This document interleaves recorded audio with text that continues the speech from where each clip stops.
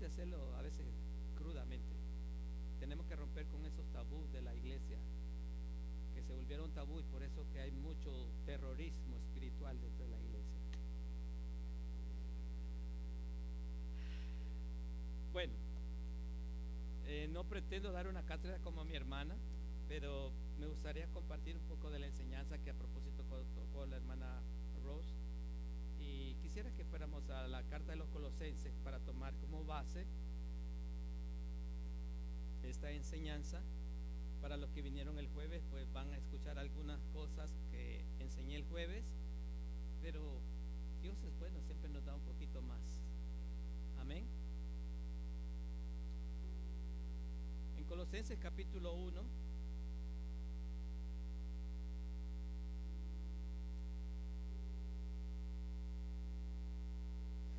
quiero tomar 3 versículos, el 12, el 13 y el 14.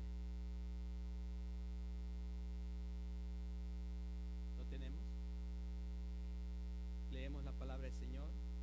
Dice: con gozo, dando gracias al Padre que nos hizo aptos para participar de la herencia de los santos en luz, el cual nos ha librado de la potestad de las tinieblas y trasladado al reino de su amado Hijo, en quien tenemos redención por su sangre, el perdón de pecados. Amén. Dios añada bendición a su palabra. Tomen asiento. Cuando hablamos del reino de las tinieblas y el reino de Dios, y si lo vemos desde un punto de vista natural, dos reinos no pueden dominar el mismo territorio. Entonces, uno tiene que declarar la guerra al otro si quiere ese territorio, o uno lo tiene que defender, otro lo tiene que atacar. Lo cierto es que dos reyes no pueden establecer un mismo territorio como patrimonio de su reinado. ¿Cómo llegó a ser el reino de la tierra parte de Satanás? Génesis nos enseña, nos da algunas indicaciones. Isaías nos habla de qué es lo que sucedió. Ezequiel nos habla también. Apocalipsis capítulo 12 nos habla también, y nos reseñan y nos dan pistas de cómo en el cielo hubo una rebelión. Lo enseñé la vez pasada, lo voy a repetir. Primer pecado que se realizó delante de Dios fue en el mundo espiritual, y tiene que ver con una rebelión, ir en contra de la autoridad de Dios establecida por el Señor. Cuando un ángel que él mismo había creado, pues dice que abrazó en su corazón ser semejante al Altísimo, y lo quiso quitar y ponerse él y gobernarlo todo. Pero el Creador lo sacó, lo expulsó del cielo. Y Jesús dijo: yo vi cómo Satanás caía como un rayo en la tierra. No sé, no me pregunte, de verdad no lo sé. A lo mejor aquí nuestra hermana nos podría ayudar en ese punto escatológico, o tal vez no, la estoy comprometiendo. Pero lo que sí es cierto que voy a decir, que no sé por qué razón Dios lo tiró a la tierra. ¿Es parte de la condenación, parte de su castigo? No lo sé.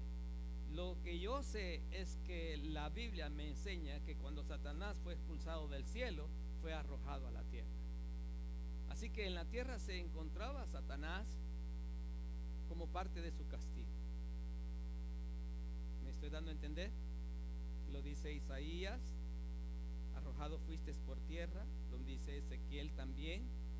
Y Jesús lo corroboró cuando dijo: yo vi a caer a Satanás como un rayo en la tierra. Entiéndase que cuando Satanás fue creado, Dios le dio autoridad y poder para manejar ciertas áreas en el cielo.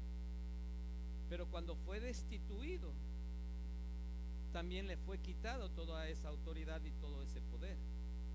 Cuando él llega a la tierra, o cuando fue arrojado en tierra, él no tenía autoridad, no tenía poder, porque le había sido quitado. Pero luego encontramos en la tierra algo que dice que cuando el Señor creó los cielos y la tierra, se encontró que la tierra estaba en oscuridad, estaba vacía y estaba desordenada. Y en teología se dice que esa oscuridad, que esa desorden y ese vacío que había en la tierra había sido causado por la llegada de Satanás, que revolucionó todo lo que había aquí, y Dios juzgó la tierra y la llenó de agua, y por eso vemos que el Espíritu del Señor se movía sobre la faz de las aguas. Eso se dice, pero en sí hay pistas, hay muchos que creen esto, hay otros que dicen que no fue así. En fin, es un punto teológico que todavía se discute hasta hoy en día.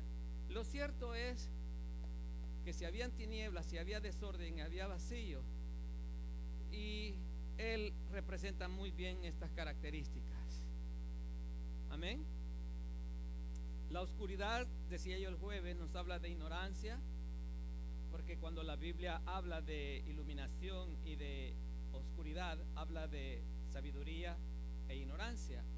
Y la sabiduría está pues simbolizada por la luz, y la oscuridad simboliza la ignorancia. Y Pablo nos da una reseña en la segunda carta de los Corintios, cuando nos dice en el capítulo 4 que el príncipe de este siglo ha entenebrecido, y usa la palabra entenebrecer, que significa traer oscuridad, poner en oscuridad el pensamiento del ser humano, lo oscureció. Como Satanás no tenía autoridad y no tenía poder, y siempre anheló tener autoridad y poder, y quería la autoridad y el poder que Dios tenía, vio en el hombre la copia de Dios, y Dios había puesto en el hombre autoridad y poder, porque le entregó todo, lo hizo la corona de su creación, le dio la autoridad, y la autoridad se refleja cuando Adán le puso nombre a cada una de las cosas, y Dios respetó los nombres que le puso a los animales y todo eso. Eso es símbolo de autoridad, y el poder de manejarse dentro del Edén y de la tierra que estableció Dios. Entonces vemos a Satanás como una representación divina, como una copia del mismo Dios que tenía esa autoridad y ese poder. Satanás, hambriento de autoridad y de poder, engañó, y a través del engaño se apropió de esa autoridad y de ese poder. No lo robó, no lo arrebató, sino que dice Pablo que la mujer fue engañada, pero quien representaba la autoridad y el poder era Adán. Sin embargo, dice la palabra que Adán no fue engañado, por lo tanto voluntariamente entregó lo que Dios había puesto sobre él. ¿Y qué es lo que había puesto Dios? Autoridad y poder. Y de allí es que viene él y comenzó a someter al hombre, y el hombre dejó de ser entonces parte de Dios, porque Dios se alejó del hombre, y así es como Satanás estableció su reinado y su poder sobre esta tierra, y Dios se apartó del hombre debido a su pecado. Pero Dios, en su amor y en su misericordia, dio una promesa, y esa promesa estaba basada en que de la simiente de la mujer Dios iba a traer a alguien que iba a vencer a Satanás. ¿Estamos aquí? Y cuando se habla de vencerlo, se estaba hablando de recuperar lo que el hombre había entregado. Esto se estableció desde un principio. Quiere decir que antes de la venida de Jesús, Satanás trabajó, reinó de una forma, se puede decir, de una forma legal, aunque sabemos que tomó algo que no era de él, pero Dios le reconoció ese poder y esa autoridad y nunca se lo peleó. Entonces vemos que Satanás usa la autoridad y el poder para destruir al hombre, para destruir la creación de Dios y todo lo que tiene que ver de Dios, o unir al hombre para ir en contra de Dios. Y así es que él somete al hombre, y cuando hablo del hombre estoy hablando de la humanidad, para ir en contra de lo establecido por Dios, de tal manera que sometió al hombre a tanto pecado que Dios se arrepintió de haber creado al hombre, y tomó una decisión, y esa decisión fue juzgar juzgar el pecado del hombre, porque dice, no contenderá más mi espíritu con toda carne, y trajo como consecuencia el diluvio, la destrucción. Encontró a Noé, y Noé, usted conoce la historia, con su familia fueron salvos, pero la historia nos cuenta que Noé era el hombre que creía y era fiel a Dios y obedecía a Dios, pero los hijos estaban por la libre, como decimos aquí popularmente, y como quiera, el pecado siempre viajó en el arca, lamentablemente. El pecado nuevamente se vuelve a reproducir a través de los hijos, de los nietos de Noé, y se vuelve a expandir. Y entonces Dios había hecho un compromiso con Noé, no destruir más la tierra, y por lo tanto la tierra vuelve a llenarse de pecado. En todo el Antiguo Testamento no encontramos una persona peleando con Satanás. Encontramos hombres y mujeres sirviendo a Dios, obedeciendo a Dios, siendo la voz de Dios y llevando el servicio a Dios y cumpliendo ciertas cosas. Pero vemos a Satanás por otro lado matando a estos hombres y a estas mujeres que representaban a Dios o hablaban a través de ellos Dios, y él pues se encargó de eliminarlos. Y esto lo hace referencia al Señor Jesús cuando dice: oh Jerusalén, cuántas veces quise, como la gallina, arroparte, así como arropa los polluelos, así también quise yo arroparte a ti, tú que matas a los profetas. Y el Señor les recalca ahí de que ellos se encargaban de ser instrumentos del enemigo para matar a todos aquellos que venían de parte de Dios. De hecho, al mismo Señor, pues muchas veces lo intentaron matar antes del tiempo, y una vez el Señor les recriminó a los fariseos: vosotros no sois hijos de Abraham, sino que sois hijos del diablo, porque las cosas del diablo queréis hacer, les dijo. Fue hasta que Jesús nace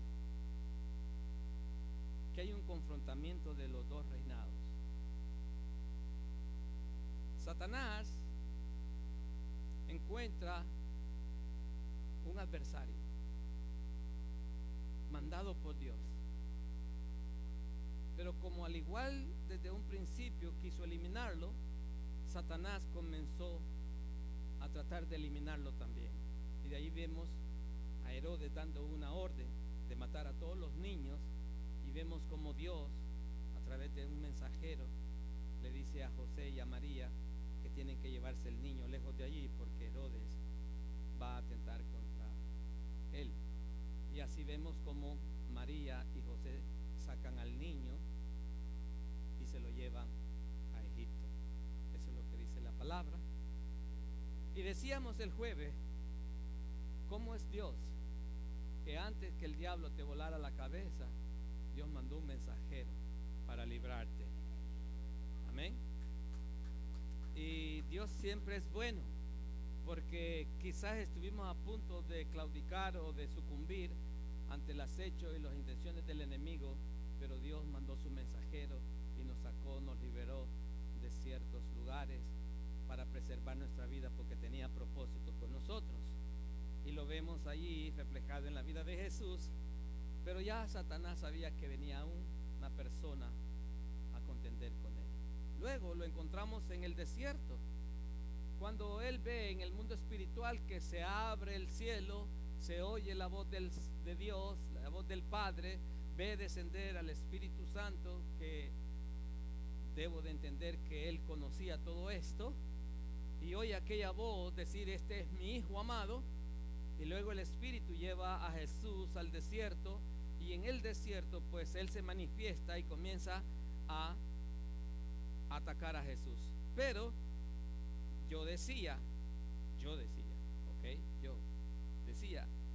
que él dudaba que Jesús era el Hijo de Dios, por lo que él le dice: si tú eres Hijo de Dios, dile a esta piedra que se convierte en pan.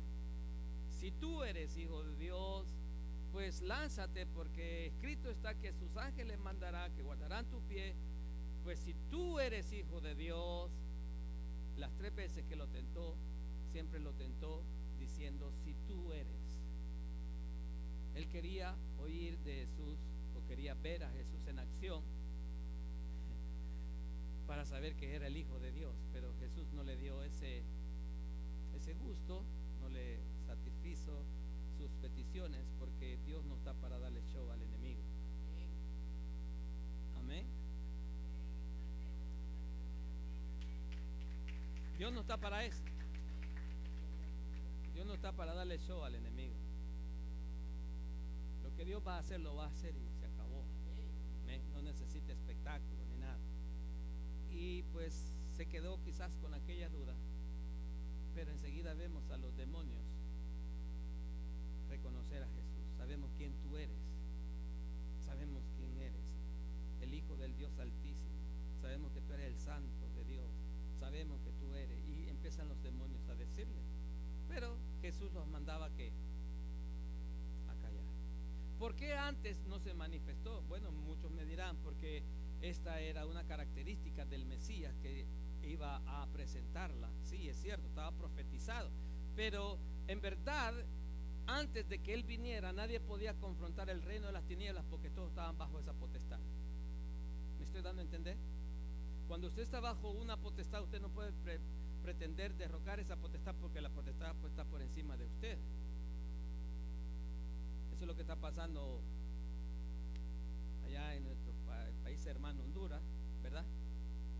Y no quiero hablar de política, pero es algo que se establece porque es abuso de autoridad y de poder.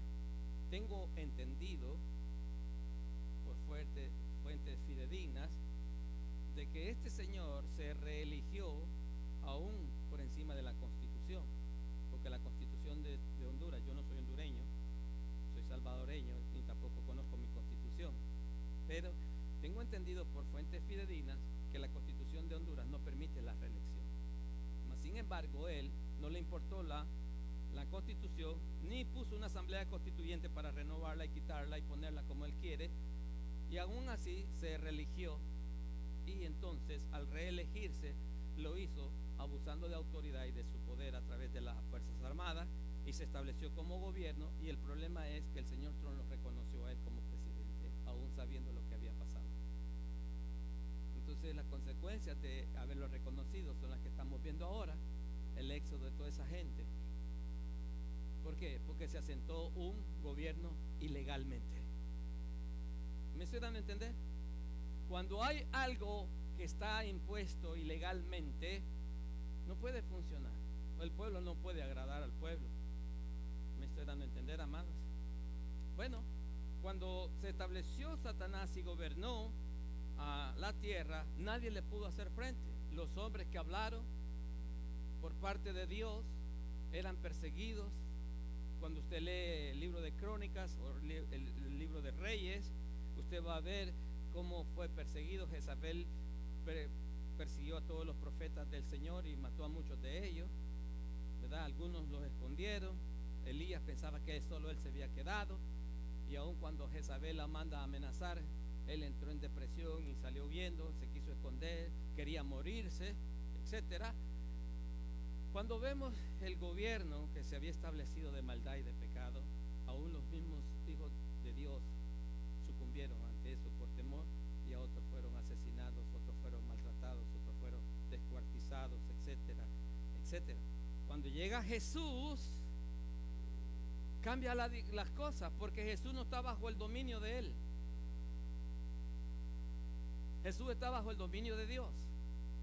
Y Jesús, cuando decide venirse a convertir como hombre para redimir al hombre, dice que él se despojó de toda su gloria. Se despojó de toda su gloria, se despojó de todas sus cosas y se humilló hasta lo sumo y tomó forma de hombre para venir a redimir al hombre, y vino en la condición de hombre, dice, y nació a través de María, y todos conocemos la historia, y Jesús se hizo hombre. Entonces Satanás pensaba que estaba enfrentando a un hombre común y corriente. El problema es que Jesús estaba sometido a la autoridad del Padre, de tal manera que Jesús siempre confesó: lo que veo hacer a mi Padre, eso hago. Lo que oigo decir a mi Padre, eso hablo. Y lo que mi Padre hace, eso es lo que yo estoy haciendo. Tal era el sometimiento de Jesús a la autoridad del Padre, que muchas veces el enemigo trató de quebrantar esa obediencia que tenía Jesús hacia el Padre, porque él sabe que cuando rompe la obediencia de un hijo de Dios, entonces está en el terreno de él, porque él desobedeció, él se rebeló, y eso es lo que él trata de hacer. Hoy en día él trata de que tú y yo desobedezcamos las órdenes del Padre, porque cuando tú desobedeces a Dios, automáticamente entras en el territorio de él, y al estar en el territorio de él, pues él puede hacer algo en contra tuya. ¿Me estoy dando a entender? Él estableció un reinado, pero vino Jesús a establecer el reino de los cielos. Por eso es que usted oye hablar a Jesús y decir: he aquí el reino de los cielos se ha acercado. El reino de los cielos se acercó. Entonces lo que hubo fue una confrontación entre dos reinados, y Jesús era el representante de Dios. Un solo hombre vino a confrontar al mundo entero. ¿Por qué lo vino a confrontar? Porque de tal manera amó Dios al mundo. Él no pudo hacer que Jesús desobedeciera. Él no pudo hacer que Jesús maldijera. Él no pudo hacer que Jesús se saliera del trazo, del plan, de los pasos que Dios había puesto para que él caminara. Pero él luchó, él trató, pero no pudo. Él pensó y él creyó que cuando lo vio en la cruz, y esto fue lo que le tocó la hermana, que yo sé porque en su poco español trató de explicar esto. No es que Jesús tuvo 3 días crucificado. Yo lo que expliqué fueron los 3 días que Jesús murió. Que cuando Jesús estaba crucificado, él se daba por victorioso. Él pensó que había triunfado. Él pensó que había vencido una vez más a los enviados por Dios, mas no sabía que aquel que estaba en el madero, él no sabía que aquel que estaba en el madero estaba cumpliendo un propósito de Dios, y que ese propósito lo llevaría a él a la derrota. La Biblia me enseña en el libro de los Evangelios que el día que el Señor fue crucificado, dice que el cielo se oscureció. Muchos dicen que hubo un eclipse. Allí no habla de eclipse, allí lo que dice que el cielo se oscureció. ¿Estamos?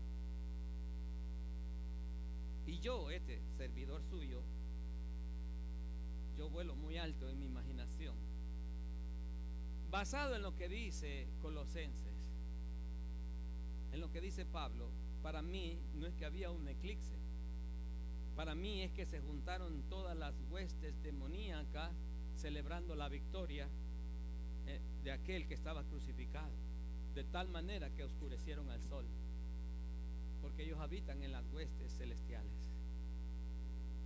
¿Me estoy dando a entender? Entonces ellos hicieron que aún la luz del cielo, porque las tinieblas supuestamente estaban reinando. ¿Y qué es lo que pasó en aquella reunión diabólica de todos los demonios?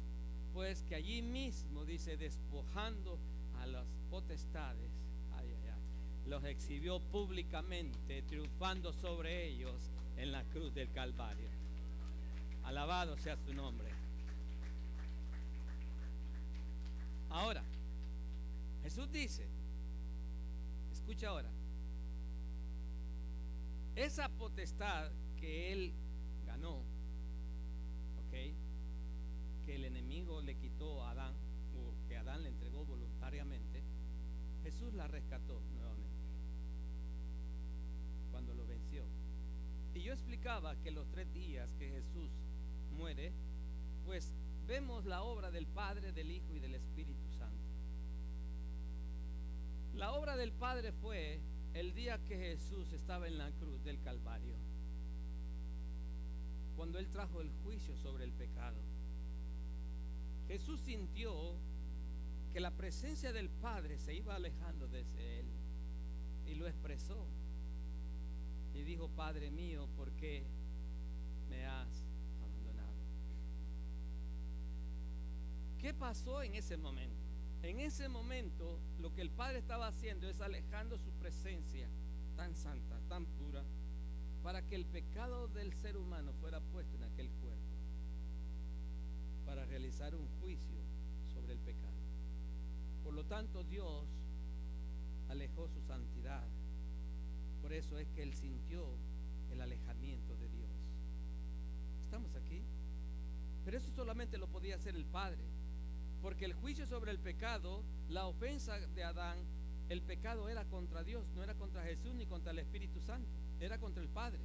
Por lo tanto, el Padre es el que está realizando el momento de justiciar o enjuiciar y llevar a cabo la ejecución del pago del pecado. Y allí el Padre hace esto, poner el pecado, porque si analizamos lo que la Escritura nos enseña y dice que la paga del pecado es muerte, por lo tanto Jesús, al no pecar en toda su vida, no podía morir. Él no había pecado. Entonces, ¿qué le causó la muerte? La muerte fue cuando Dios enjuició el pecado del ser humano en la humanidad de Jesús. Eso le causó la muerte. Por eso es que hoy podemos decir: Él cargó con mis pecados, Él pagó por mis pecados. ¿Estamos? Porque allí lo puso Dios, los pecados míos, los tuyos, el de la humanidad, y allí estaban siendo juzgados y condenados. Y Jesús sustituyó a cada uno de nosotros, si es que hemos creído. Y allí fueron cubiertos nuestros pecados, fueron enjuiciados en la cruz del Calvario. Pero eso solamente lo podía hacer el Padre, porque la ofensa era contra el Padre. El segundo día, y si lo vamos un poquito a la numerología, el número 2 habla de hombre y mujer, y el número 1 habla de Dios, y el número 2 habla de hombre y de mujer.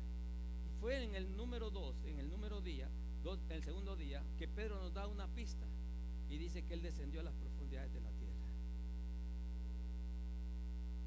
¿A qué fue? A despojar a Satanás de la autoridad y el poder que él le había quitado a Adán. Un hombre se lo entregó, un hombre se lo estaba quitando. No sé si me estoy dando a entender. Fue el momento en que Jesús representó la humanidad, tanto al hombre como a la mujer. Por eso es que la redención alcanza no solamente a los hombres, alcanza a la mujer, alcanza a toda la humanidad, porque el número 2 está hablando de hombre y de mujer. Y fue en el segundo día que él, como hombre, enfrenta en las profundidades a Satanás y le quitó la autoridad y le quitó el poder que le pertenecían a Adán como hijo de Dios. ¿Estamos aquí? Pero ya el tercer día, Jesús, como hombre, no como Dios, está con la autoridad y con el poder, confiando. ¿Confiando en quién? En el Padre. Y Pablo dice: y el mismo Espíritu, aleluya, que levantó a Cristo de entre los muertos, ese mismo Espíritu nos levantará a nosotros. Vemos el tercer día el Espíritu Santo descendiendo como un rayo de luz, trayendo un terremoto, un movimiento de tierra que movió la piedra de la tumba donde él estaba, y vemos aquella luz introduciéndose en aquella cueva y resucitando a Jesús de entre los muertos. Déjeme decirle que la resurrección se debió porque Jesús fue sometido en todo su esplendor a obedecer a Dios. Y como nunca le desobedeció, fue que levantado debido a su obediencia. Y así lo levanta Dios a través de su Espíritu Santo, y podemos ver los 3 días, el Padre, el Hijo y el Espíritu Santo, en la obra total de la redención. ¿Está aquí? ¿Estamos entendiendo? Ok, ahora Jesús se presenta delante del Padre. No solamente llevaba la sangre del sacrificio como el sumo sacerdote, sino también se presenta con el poder y la autoridad y se lo entrega al Padre. Y Pablo dice en Filipenses, que Dios, dice que Dios, aleluya,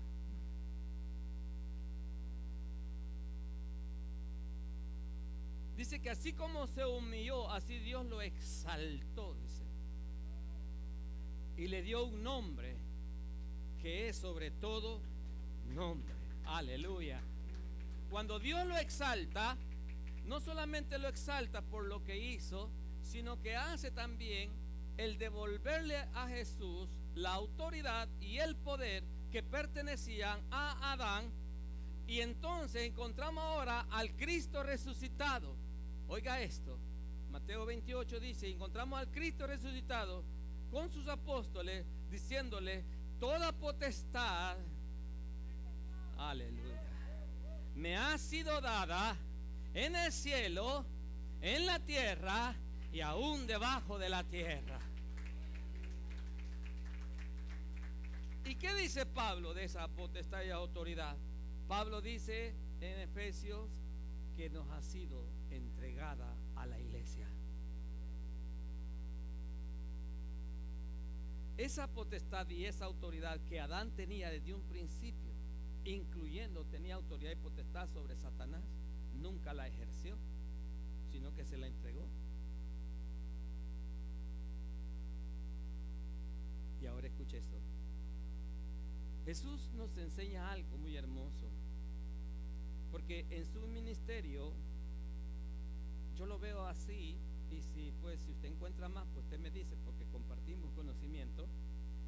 Yo veo que el ministerio de Jesús se estaba basando en la enseñanza, en la predicación, en sanar a los enfermos y echar fuera demonios.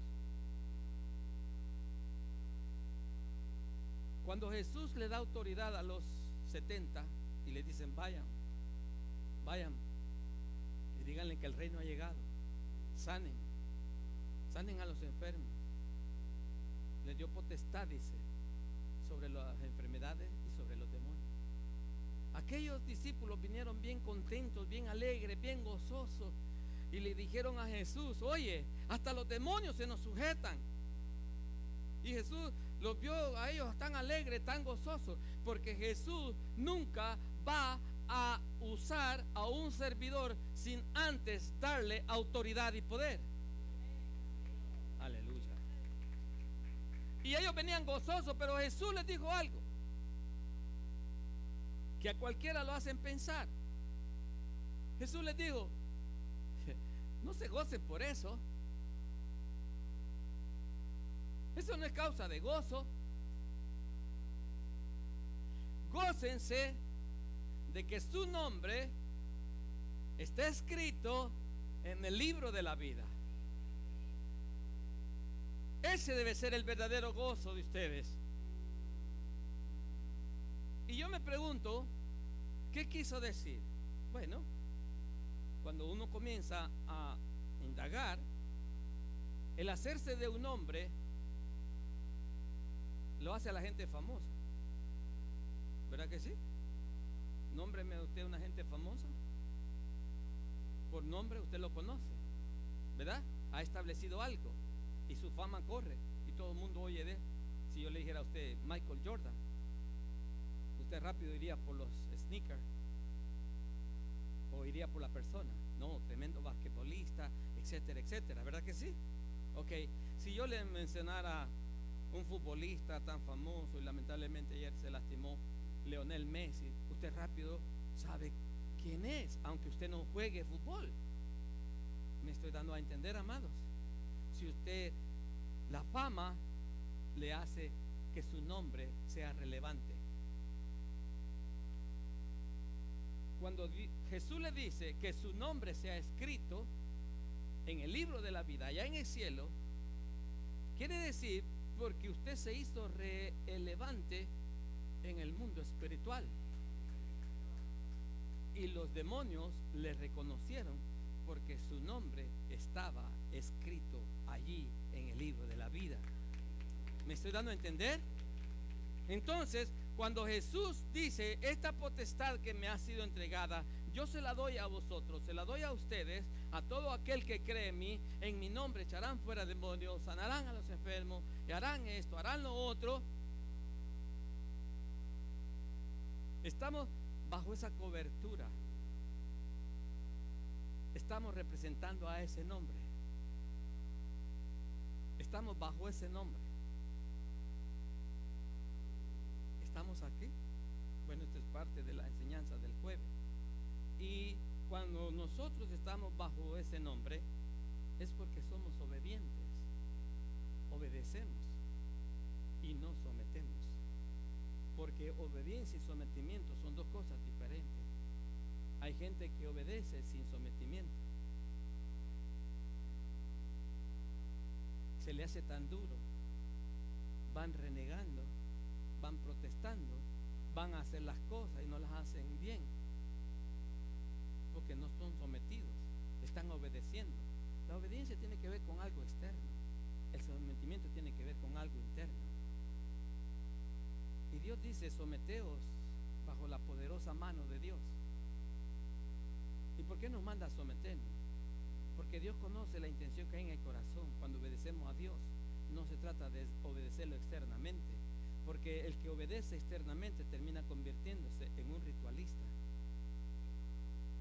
Pero el que se somete por amor, porque sin necesidad que le digan, sabe que tiene que cuidarse, sabe que tiene que agradar a Dios, camina para Dios, anda por Dios, siempre está alegre, siempre está gozoso, siempre tiene una palabra de aliento y no importa lo que le esté pasando. ¿Por qué? Porque sabe que Dios está con él. Puede estar triste alguien que ande con Dios. El Señor dijo, en el mundo van a tener muchas aflicciones. Olvídense. En el mundo van a tener muchas y muchas y muchas. Y ya David lo visualizaba y decía, muchas son las aflicciones del justo, pero de todas ellas, aleluya, no dejará ni una, de todas las librará el Señor, dice. Amén. Y Jesús le dice, pero confiad, porque yo he vencido, dice. Cuando confiamos en el vencedor, nos volvemos parte del vencedor. Aquí hay muchos que están gozosos porque Boston va para la Serie Mundial y viven en Nueva Jersey. ¿Eh?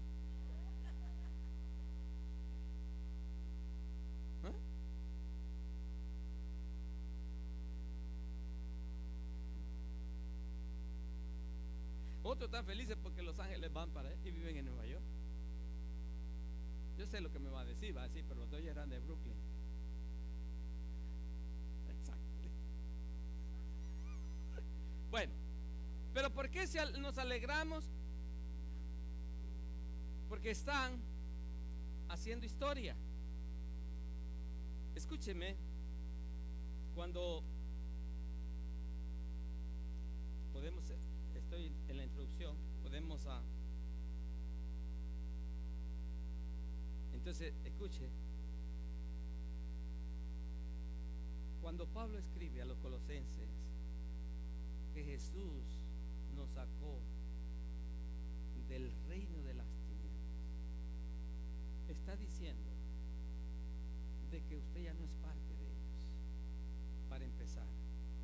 Segundo, de que usted perdió esa ciudadanía, pero adquirió otra.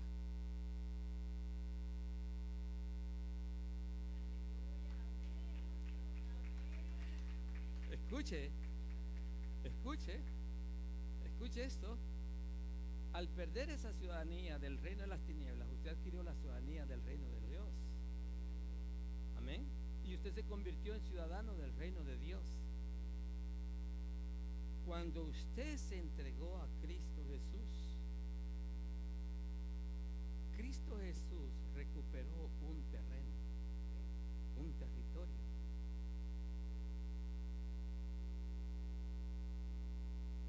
Usted y yo representamos territorios, terrenos, porque usted y yo fuimos creados de la tierra. En Génesis capítulo 3, cuando el Señor juzgó a la serpiente, le dijo que ella se iba a arrastrar en su pecho y que iba a comer polvo. ¿Estamos? Ok. Y el hombre fue tomado del polvo y al polvo iba a volver, dijo el Señor. Por lo tanto, cuando estamos sin Dios, éramos polvo, éramos bocado de Satanás. Cuando Dios vino, ya no somos polvo.